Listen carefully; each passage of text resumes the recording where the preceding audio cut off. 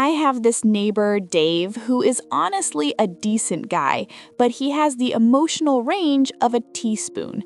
Last year, Dave and his wife had their first kid, and ever since she hit the terrible twos, Dave has been in a state of constant, bewildered warfare. He came over to my porch the other day looking like he'd just finished a 12-round boxing match. He tells me, "Man, Lil is being defiant. Every time I tell her it's time to leave the park, she just drops, flat on the ground, like a sack of potatoes." I told him, "Yeah, Dave, she's 2. Transitions are hard for them."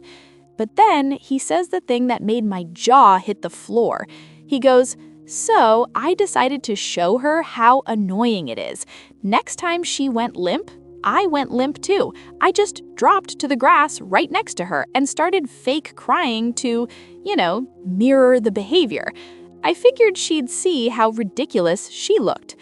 I just stared at him. I said, "Dave, you're 34 years old. You're 6'2". You didn't mirror her. You just turned a family outing into a public spectacle." He looked genuinely confused.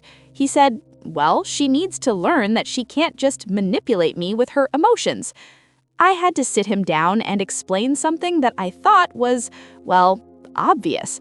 I said, "Dave, she isn't manipulating you. She's 2. Her brain is literally a construction site with half the wires missing. When you join her on the ground, you aren't teaching her a lesson. You're just showing her that the one person who's supposed to be in control isn't." I asked him, "How would you feel if your boss at the office didn't like your report, so he just laid down on the break room floor and started screaming?" He got quiet. Then he mumbled, "Well, I'd probably think he was having a stroke." I patted his shoulder and said, "Exactly. Be the calm, Dave, not the chaos."